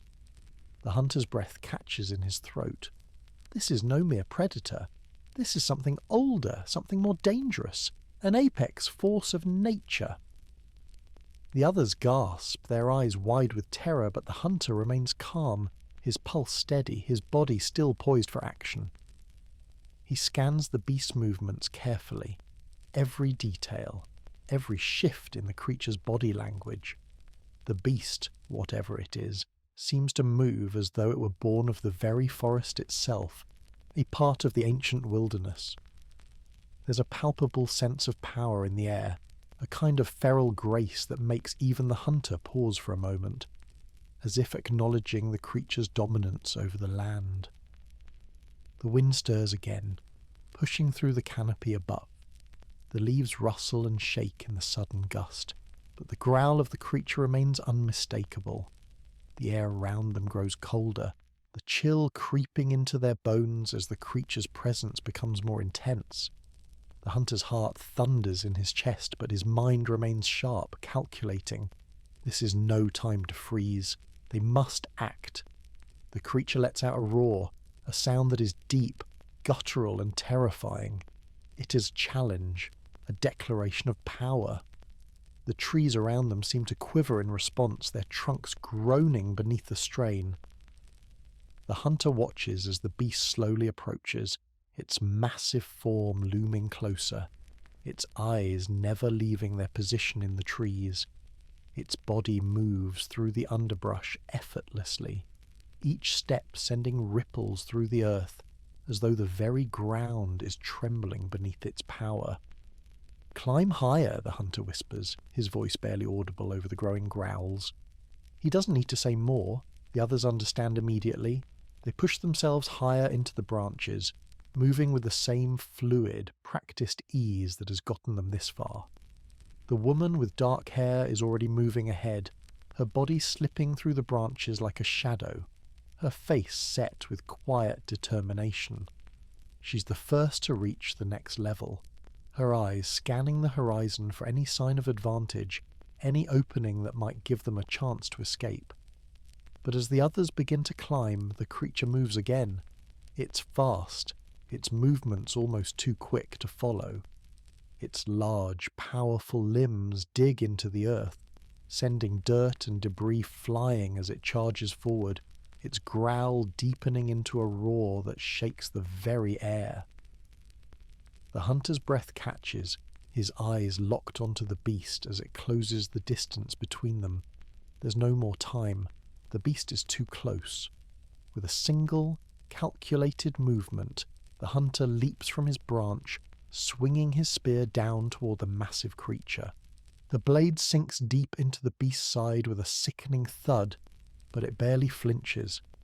The hunter barely has time to react before the creature spins, its massive form pushing back against the force of the strike, and it swings its massive claw toward him. The hunter is quick, diving to the side as the claws slash through the air with bone-crushing force. The others follow suit, leaping from the trees in unison. Their weapons flash in the moonlight as they charge toward the creature, attacking with all the speed and skill they possess. The battle is swift, brutal, and primal. The beast swipes at them, its claws tearing through the air, its massive jaws snapping and biting with terrifying strength. But the humans are quick, agile, using the forest to their advantage. They dart in and out of the shadows, their movements a blur of motion as they attack from every angle. The hunter moves with a fluidity born of years of survival in the wild, his spear a deadly extension of his will as he strikes again and again at the creature's massive body. Each blow lands with a sickening crack, but the beast doesn't stop. It howls in pain, its massive form thrashing wildly. But it remains relentless, its focus solely on the humans before it. The others are closing in, their weapons raised high as they strike at the creature's underbelly, its legs, its vulnerable points. For a brief moment, the hunter can feel the weight of the creature's power, the sheer force of its presence. But he knows they cannot afford to hesitate. The beast is too dangerous to allow it any more room to maneuver. They need to take it down, now. The woman with dark hair is the first to move, her knife flashing in the firelight as she dives toward the creature, aiming for its exposed side. The hunter follows, his spear poised and ready, his every instinct telling him that this moment is crucial. The creature's movements are slower now, its massive form weakening from the combined force of their strikes, but it's still dangerous, still capable of turning the tide in its favour. The hunter lunges, his spear thrusting forward with deadly precision. The blade sinks deep into the creature's shoulder, the impact reverberating through his arm, but the beast doesn't go down. Instead, it lets out a deafening roar, its body bucking and thrashing in one final desperate attempt to shake them off. And then, with a final resounding strike, the beast collapses. Its massive body hits the ground with an earth-shattering thud, the force of its fall sending ripples through the forest floor. The clearing falls silent again, save for the crackle of the dying fire and the soft rustle of leaves in the wind. The hunter stands over the fallen creature, his chest rising and falling with each laboured breath, his spear still lodged in the beast's side. The battle is over, for now. The creature's colossal body lies still, its chest no longer heaving with the raw power of its life force. The forest is unnervingly quiet, as though the very trees are holding their breath, waiting for something, anything, else to occur. The hunter stands over the fallen beast, his spear still embedded deep in its thick fur, his fingers trembling ever so slightly from the adrenaline, the exertion of battle. His chest rises and falls with heavy breaths, but his mind is already working, calculating. The night is far from over, and even though the beast before them is no longer a threat, the forest is still alive with dangers they cannot see. The others gather slowly, their movements weary but steady, their bodies aching from the fight. The woman with dark hair steps forward, her eyes scanning the beast, her hands already reaching for her knife, prepared to cut into the animal. Her face is expressionless, but the lines around her eyes betray the toll the battle has taken. The hunter notices but says nothing. There's no time for conversation right now. The hunt is over, but the work is not. The rest of the group moves in behind her, their eyes still vigilant, their hands grasping weapons and tools as they prepare to dismantle the creature. The air is thick with the scent of blood, earthy and metallic, a reminder of what they've just survived. The smoke from the fire curls upward, hanging in the air, adding its own acrid bite to the already heavy atmosphere. The wind stirs again, sending the scent of the fallen beast scattering through the trees, but it's not enough to hide the danger that lingers. The hunter glances up, his sharp eyes scanning the perimeter of the clearing. The trees loom tall and dark, their branches whispering in the night wind. He can feel the presence of something out there, something still watching, something still lurking in the shadows. It's the instinct of a hunter, that primal sense that tells him danger is never truly far away. He looks at the others again, each of them working with quiet efficiency, their bodies moving in unison as they begin to break the massive creature down. The hunter steps back from the bear's body, his gaze never wavering from the edge of the clearing. His mind races through every possible scenario, every possible danger that could emerge from the surrounding forest. He knows how it goes. The scent of blood is a beacon, and the creatures of the forest know it. Whether it's scavengers, predators, or something else entirely, the scent of death will draw them in. For now, though, the bear is their prize.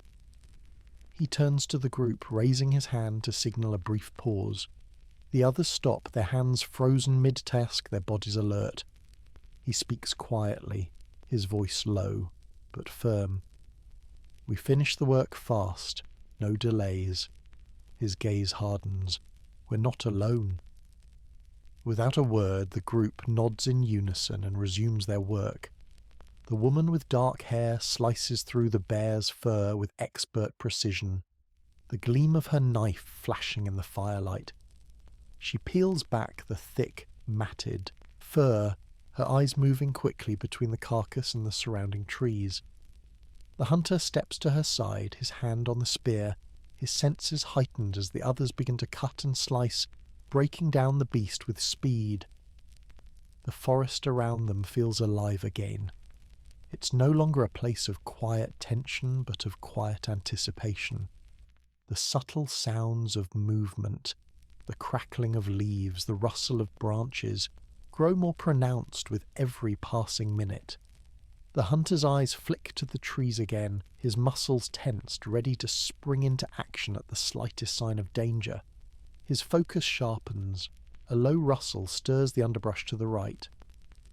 The hunter's grip tightens on his spear, his body going still. He knows that sound. It's not a breeze. It's something moving through the forest, something large. His eyes dart to the others. They've heard it too. The woman with dark hair freezes, her hand pausing mid-cut, her knife still poised over the bear's carcass. The rest of the group falls silent, their bodies tense with the same primal awareness that has guided them through this night. The rustle grows louder, the movement unmistakable. The creature is coming closer, its weight making the ground tremble slightly beneath them. The hunter's mind races. He scans the trees to his left, his gaze sweeping across the darkness, searching for any sign of movement. It's coming from the shadows beyond the firelight, its presence hidden by the thick underbrush. Then, a low growl. It's not the deep, rumbling growl of the bear, but something different, something more calculated, more intelligent. The hunter's blood runs cold. His grip tightens on his spear. This growl isn't from a typical predator. This is something else, something far more dangerous. The growl comes again, closer this time, followed by the soft crack of twigs snapping underfoot. The hunter's eyes widen in recognition. The sound isn't coming from the trees, it's coming from the ground. Whatever is moving toward them is large, heavier than any of the creatures they've faced before. Without a word, the group shifts into formation, their movements swift and practiced. The woman with dark hair grabs a piece of the bear's meat and tosses it into the fire, making a quick decision. Smoke rises, thick and acrid, creating a temporary screen between them and whatever is moving toward them. The rest of the group pulls back to the trees, using the shadows for cover, weapons at the ready. The hunter is at the front, his spear raised, his senses stretched to the limit. His eyes dart across the darkness, searching for any sign of movement. The ground beneath them shakes slightly, the soft, rhythmic thumping of heavy footsteps making the earth feel alive with the approach of something large. And then the creature emerges. A massive form, its outline barely visible in the dark, lumbers into the clearing. It's not a bear, not a wolf, not any animal the hunter has ever encountered. Its shape is enormous, its limbs long and sinewy, covered in thick, matted fur that seems to blend into the shadows. Its eyes glow in the dark, burning with an intensity that sends a chill down the hunter's spine. The creature's mouth opens, revealing rows of sharp teeth that gleam like daggers in the firelight. Its nostrils flare as it inhales the air, its massive chest rising and falling with each laboured breath. The hunter's heart skips a beat. This is no ordinary predator. This is something from the depths of the wild, a creature of pure, unrelenting power, born of the very earth itself. And it is here, standing in the clearing, its massive body casting an imposing shadow over the group. The creature's gaze sweeps across them, its eyes locking onto the hunter as though it knows exactly where the threat lies. Its growl rumbles through the air, low and deep, vibrating through the hunter's chest, and for a moment the world seems to stop. Then, without warning, the creature moves. Its massive form surges forward, its feet pounding the earth as it charges toward the hunter and his group. The humans react instantly, leaping into action, weapons raised, bodies shifting with practiced speed as they scatter to avoid the creature's path. The hunter's mind races. He knows this creature is too powerful to take down directly, too large to fight head-on. They need to outsmart it, use the environment to their advantage, just as they did with the bear. But there's no time to plan, no time to think. The creature is already upon them. The woman with dark hair is the first to strike, her knife flashing through the air as she charges toward the creature's side, aiming for its vulnerable underbelly. The hunter follows, his spear raised high as he lunges toward the creature, aiming for its throat. But the creature is faster than they anticipated. With a sudden, violent twist, it spins toward them, its claws slashing through the air with terrifying speed. The hunter is forced to jump back, narrowly avoiding the creature's deadly swipe. His heart pounds in his chest as he assesses the situation. The creature is relentless, its power unmatched by anything they've faced before. They are in the presence of a true apex predator, and their only chance is to outlast it. The group moves in unison, darting between trees, using the dense underbrush to hide. They know they cannot let the creature get too close. The fire burns brightly, but it's not enough to stop the monster before them. They need to drive it back, to force it into a position where they can strike with precision. The creature roars again, its voice filling the clearing with an unnatural intensity. The hunter's spear is raised, his body tense as he watches the creature's movements. It's circling, calculating its next move, its massive form swaying as it steps forward, its eyes glowing with primal fury. But the hunter knows one thing: the night is far from over, and they are not giving up without a fight. The creature shifts, its massive form moving with a strange grace that belies its size, the muscles rippling beneath its fur with every step. Its eyes never leave the group, its gaze a cold, unrelenting force that seems to pierce through the darkness and settle on each of them. The air grows thicker with the scent of blood, the sharp tang of fear, and the oppressive weight of the creature's presence. It is a thing of pure power, a living embodiment of the wild's raw ferocity, and it is here, in their midst, waiting for them to make the first mistake. The hunter's body is taut with tension, his grip on the spear steady, but his mind is racing. The creature's growl vibrates through the ground, a low rumbling sound that seems to shake the very air around them. The others are scattered, moving between the trees using the shadows to their advantage, but the creature is still there, watching them, anticipating their every move. It's not just hunting them, it's testing them, waiting for them to show weakness. The wind picks up again, rustling the leaves, the sound sharp in the otherwise still night. The fire crackles weakly in the distance, sending faint bursts of light into the shadows. The hunter's eyes flick between the creature and his companions, his thoughts moving with precision, each one calculated, each one focused on survival. He knows they have to work together. This will be their only chance. They can't fight this creature head on, not with its sheer power. It's too massive, too quick, and too relentless. The creature moves again, this time more slowly, as if it's savouring the moment before it strikes. Its massive paws press into the earth with a muffled thud, each step heavy and deliberate. The hunter watches, his breath steady, his gaze locked on the beast's every move. It's waiting for them to make the first move, waiting for them to show their hand. But the hunter is patient. He knows that in this moment, stillness is the key. They can't give in to fear, to desperation. They must be calm, calculated, and above all, they must wait. The woman with dark hair is the first to break the silence. She shifts slightly in her position, her body tensing as she adjusts her grip on the knife. She's calculating just as the hunter is. Her eyes meet his for a brief moment, and in that silent exchange the plan is formed. They'll need to distract the creature, keep its attention focused on them, while the others move into position. It's risky, but it's the only chance they have. The creature growls again, its body shifting forward, its heavy limbs moving with unnatural speed. The hunter's muscles coil, ready to spring into action, but he doesn't move yet.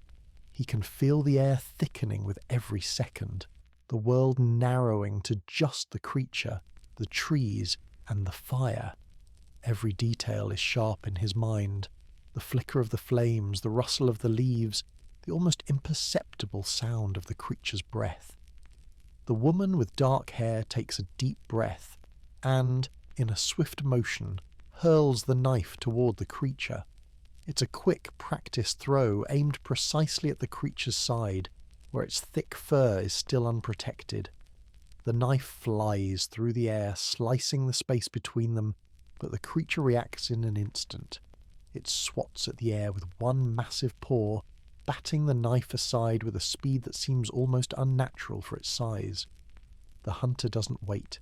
He leaps forward, his spear raised high, aiming for the creature's throat. The spear strikes with a sickening crack, but the creature roars, twisting violently to the side, its enormous body shifting with such force that it knocks the hunter off balance. He stumbles back, his feet slipping on the loose ground, but he quickly regains his footing, his spear still in his grip. The creature is unfazed. It lets out a deafening roar, its body surging toward the hunter with an unrelenting force. Its claws swipe through the air, but the hunter is fast, ducking low and rolling out of its reach. The creature's claws tear through the air where he had just been, leaving deep gouges in the ground. The hunter moves again, his body a blur of motion as he darts between the trees, using the thick underbrush to block the creature's view. The others are moving now, their weapons raised, their bodies shifting between the shadows, staying low to the ground, watching for their moment. The creature's attention is fully focused on the hunter, its growls filling the air as it charges after him, its massive form crashing through the trees with terrifying speed. The hunter's heart races in his chest, but his mind remains calm. He knows he cannot outrun it, not on the ground. He needs to use the environment, use the trees to his advantage. He leaps toward the nearest tree, his fingers catching a low branch as he swings himself upward. His body slams against the bark, but he doesn't pause. He climbs higher, his movements quick and fluid as he ascends toward the safety of the canopy. The creature follows, its enormous paws digging into the earth as it moves to follow the hunter's path. The hunter doesn't stop. He continues to climb, his eyes scanning the trees above, searching for a way to get ahead, to find an advantage. The wind stirs again, the trees shaking with the force of the breeze, their branches swaying as if they too are caught up in the struggle. The hunter's mind races. He needs to get to the higher branches where the creature can't follow, where the trees can provide cover. He needs to make it to the top. The creature roars, its body growing closer as it climbs the tree after him. The hunter can feel the vibrations in the branches beneath him, the creature's massive weight shaking the very trunk he's clinging to. The air is thick with the scent of the beast, the heat of its body rising toward him. He knows the creature will catch him if he stays here. He needs to move, to escape.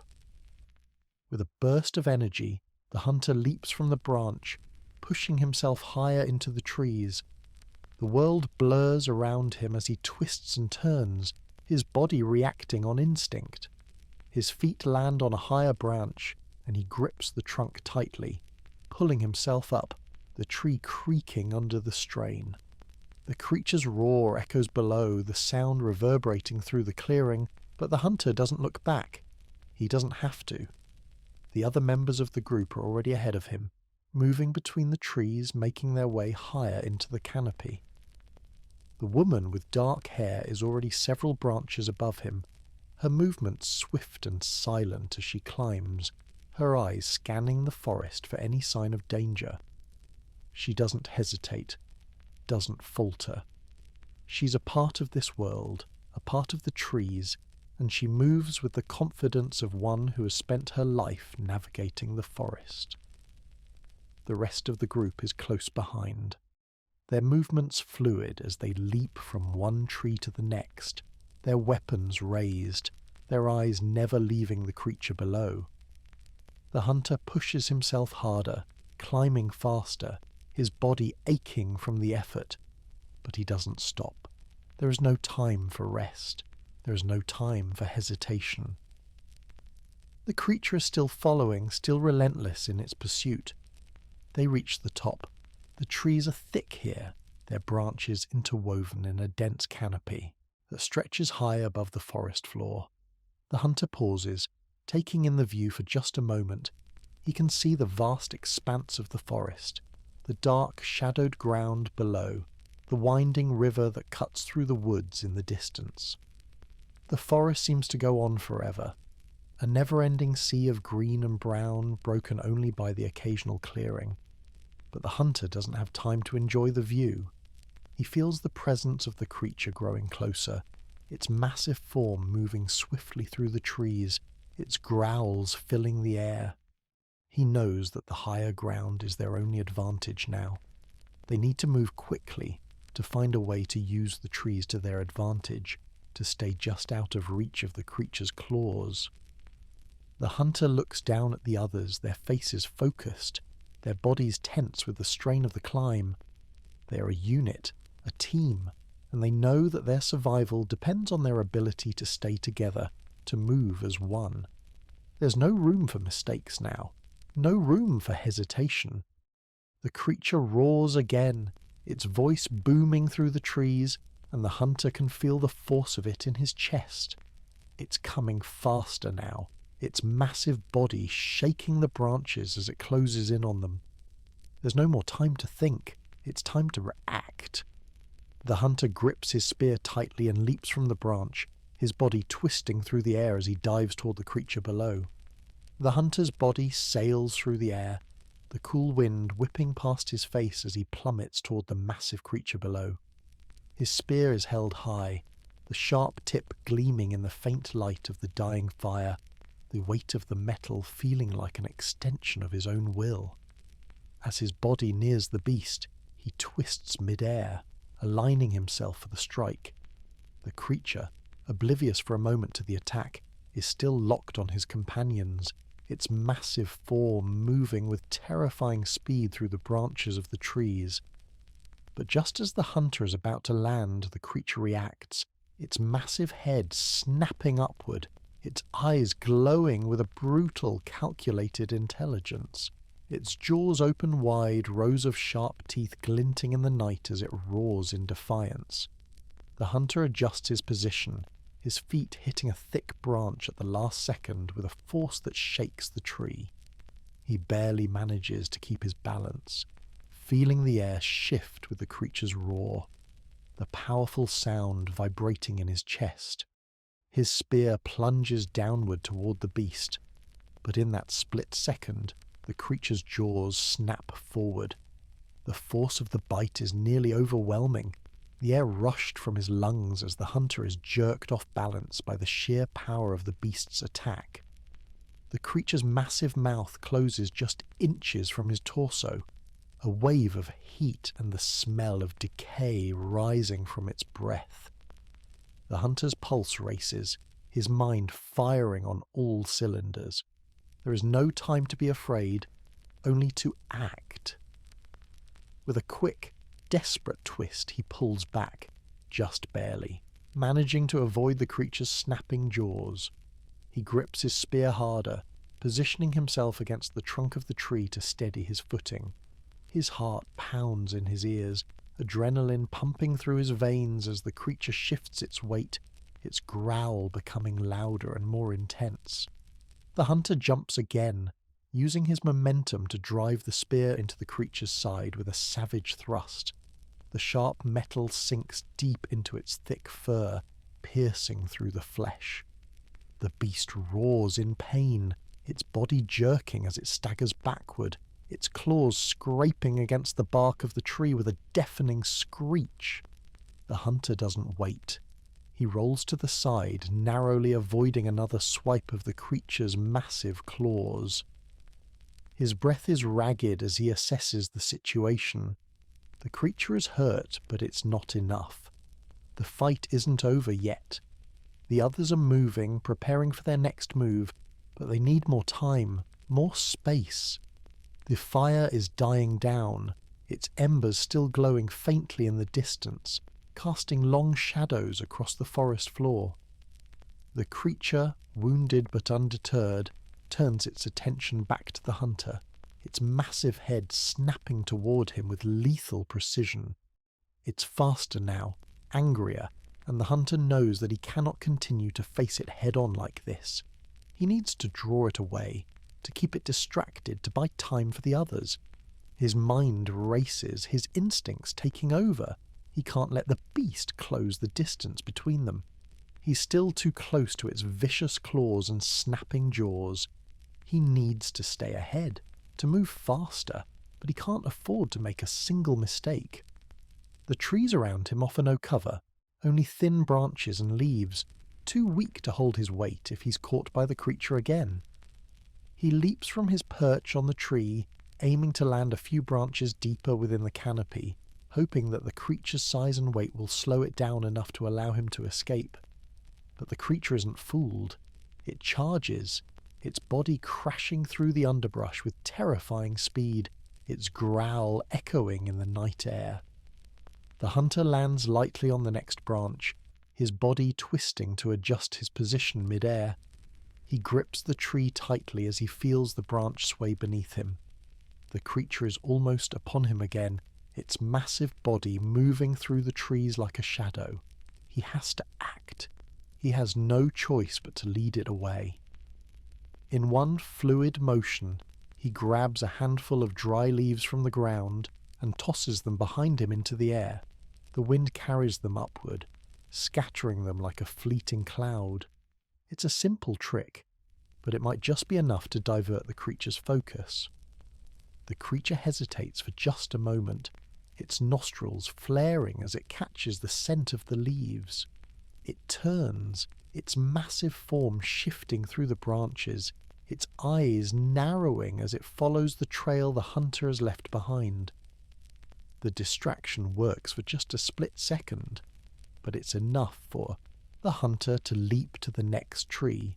He moves again, faster this time, springing from branch to branch, using the momentum to propel himself further into the canopy. His breath is steady, his heart still racing, but his focus is unshakable. The creature is behind him, but it's slower now, its movements less certain. The hunter can hear it crashing through the trees, the ground trembling beneath its heavy steps, but he doesn't dare glance back. He knows that if he falters, even for a second, it will be the end. The sound of the creature's pursuit is becoming distant, and the hunter knows he has created enough space to breathe, to think. But the danger is far from over. His heart pounds in his chest as he climbs higher, his hands gripping the branches tighter as he pulls himself up. He must keep moving, must keep the creature guessing. There is no room for rest. His thoughts drift briefly to the others, to the rest of the group. They've made it this far. Now it's up to them to make their move. He can only hope that his distractions have bought them the time they need. The wind stirs once more, sending a chill through the trees, the soft rustle of leaves now almost deafening. The air is thick with the scent of the forest, the sharp bite of pine and earth mingling with the acrid tang of the fire and the blood. The atmosphere feels different now, thicker, heavier. Every noise seems amplified, every movement too loud. The hunter knows that they're running out of time. The creature is no longer just a monster. It's a force, something primal and raw, something that doesn't belong in the world of the humans. The trees are their only refuge, but even here, in the heights of the canopy, the hunter knows that they are not safe. A flicker of movement catches his eye. For a split second he sees something out of the corner of his eye, another shape moving through the trees. His heart skips a beat, but it's not the creature. It's one of his companions. The woman with dark hair has made it to the next tree, her body moving fluidly as she climbs toward him, her eyes scanning the forest below. The hunter's mind races again. They're not out of danger yet. She doesn't speak, but he sees the determination in her eyes. She knows what needs to be done. The plan is still the same. They need to draw the creature away, keep it distracted, and force it into a position where they can strike. The rest of the group is behind her, moving swiftly through the trees, their eyes fixed on the hunter. They know the urgency. They know that this is their one chance.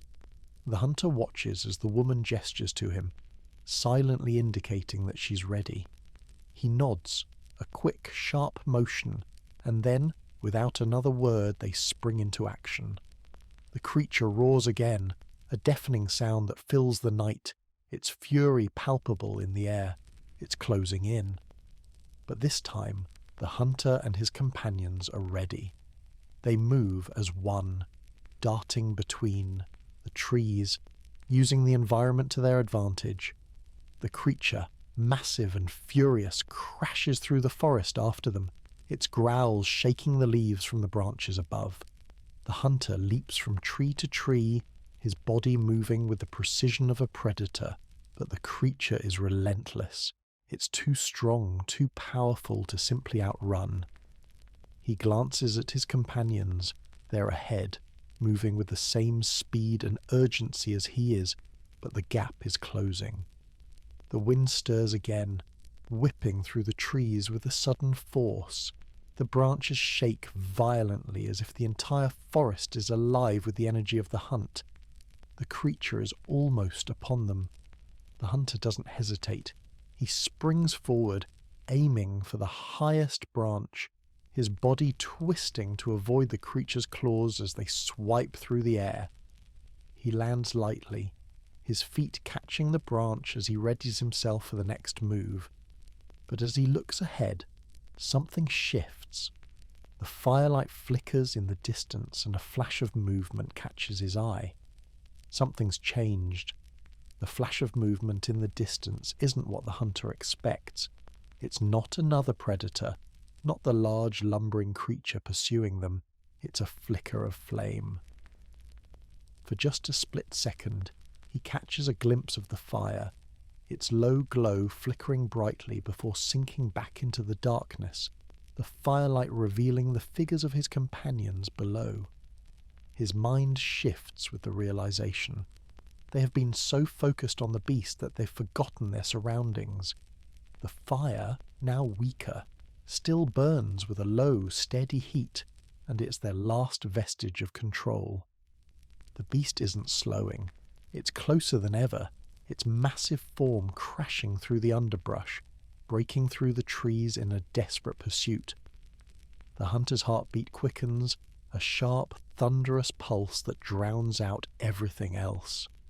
The forest feels alive, not in the peaceful way it once had, but now a wild, chaotic thing. It trembles with the force of their survival instincts.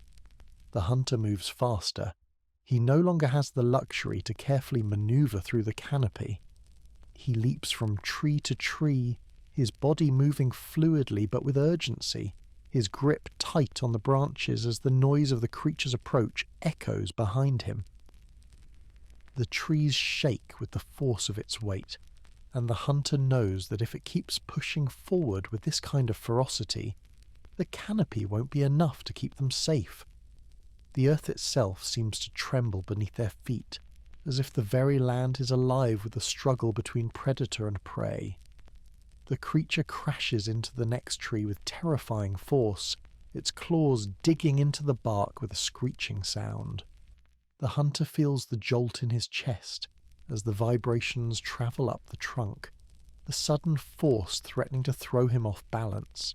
He grits his teeth, pushing forward, climbing higher, his muscles aching with the strain. But the beast follows, relentless, untiring. His mind races, searching for an answer. The fire is still burning behind them, but it's losing strength.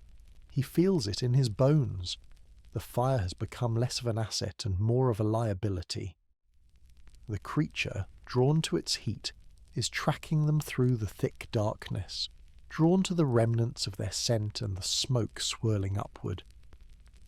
The fire is fading, and in the deep, suffocating quiet of the forest, the only thing that can keep them safe is movement. They need to get ahead. They need to outpace the beast and use the landscape to disorient it. There are no second chances. The hunter knows this. With a quick glance at his companions, who are already moving ahead with the same, the battle has subsided. The fire now little more than a dim memory, its embers flickering softly in the stillness of the night. The forest, which had roared with life and the sounds of struggle, is quiet now, almost too quiet. The wind has calmed, the trees standing tall and motionless, as if they too are catching their breath, holding their collective moment of rest. Above, the stars flicker softly, their pale light dimmed by the thick canopy, but they remain constant, a gentle reminder of the vastness beyond. The night feels different now. The air, once thick with the tension of survival, has softened, cooled. There's a stillness, a peace that wraps around the clearing like a soft blanket. The earth beneath you is firm, grounding, a solid support as you sit or perhaps lie, feeling the coolness of the forest floor against your skin. The damp scent of pine and the distant whisper of the wind create a sense of calm, lulling you, grounding you in this moment. Your breath slows, each inhale deep, steady, like the rhythm of a heartbeat syncing with the pulse of the earth itself. The sounds of the forest are distant now, faded almost entirely into a whisper, a mere backdrop to the quiet comfort of this moment. The crackling of the fire, the rustling of leaves, the distant calls of creatures now far away, all soften, becoming part of the warm cocoon of sleep that begins to envelop you. There is no urgency now, no need to fight, to flee, to survive. The danger has passed, and all that remains is a tender, endless moment. You can feel the warmth of the night seep into your bones, a soothing presence that quiets every lingering trace of tension.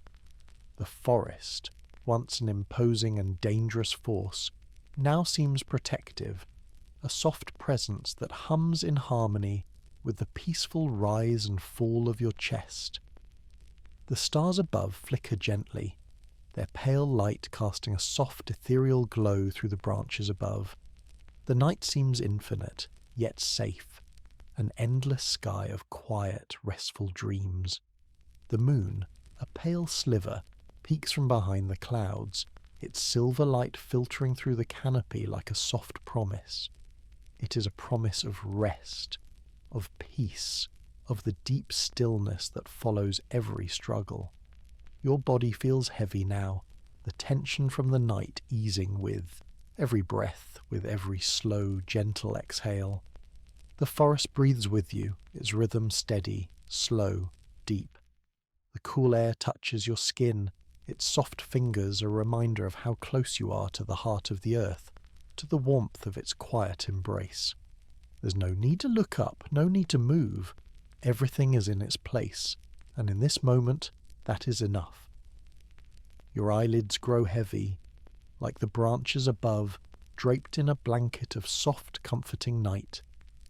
The sounds of the forest become distant, fading to a soft hum, like a lullaby sung just on the edge of sleep. The breath of the earth, the whisper of wind through the leaves, the soft sigh of the world itself, all blend together, turning into a soothing cadence, one you can sink into, one you can drift with, like floating gently on a calm sea. Each breath you take draws you deeper into this quiet, deeper into the warmth of the earth, the peacefulness of the world that surrounds you. Time itself seems to stretch and stretch, not as a reminder of what was or what might be, but as a space, a place to simply exist. It's a place where the past fades away, where the worries of the world are little more than distant echoes. Your body sinks into the earth beneath you, not as a weight, but as an extension of the world around you. You're part of the night, part of the forest, part of the deep, slow rhythm of the stars above. Everything seems to slow, as if the world is gently turning down the volume on all things, leaving only the soft, intimate sounds of breath and life to fill the space. The warmth of the night wraps around you like a soft blanket, heavy and gentle, the slow rhythm of the world outside matching the soft, steady pulse of your own heartbeat. The cool air brushes your skin, but it no longer carries with it the sting of danger. It is simply the night, holding you in its embrace. Your breath becomes slower now, deeper, as if the earth itself is taking you in, folding you into its rhythm, its pulse. There is no more struggle, no more movement, just the soft weight of the night, the quiet, endless rhythm of rest. You drift, weightless, a part of the world that holds you, a part of the peacefulness that surrounds you. The quiet of the forest deepens, becoming more intimate, more personal. There's only the sound of your breath, slow and steady, and the soft, comforting hum of the earth, the wind, the sky. The world is holding its breath, but for now so are you. It's a moment that stretches endlessly, and in that moment, there is only peace. The moonlight, soft and gentle, bathes the clearing in a silvery glow, its light glistening through the trees like a promise that the night will hold you safe. You are wrapped in the quiet of the world, the quiet of the night, the quiet of sleep, and for the first time in what feels like forever, you know you are at rest. Your body feels heavy, your limbs sinking deeper into the earth, but in that heaviness there is comfort. You are exactly where you need to be in this moment, in this soft stillness.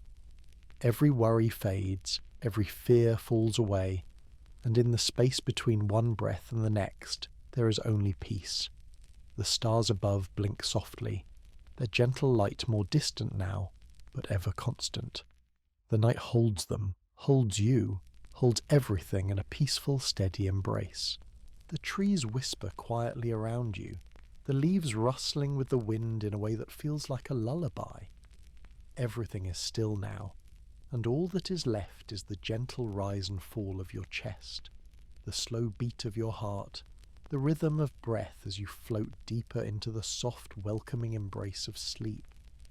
There is nothing to fear here, nothing to fight, only rest, only peace, only the soothing presence of the night, holding you, guiding you into a deeper, more comforting place. And as the world softens around you, you sink deeper, deeper into rest, deeper into sleep, into quiet, into the stillness that holds the universe together, into the embrace of the earth itself. And as the soft night whispers its gentle lullaby, you drift, drift, drift. Sleep has come, and you are home.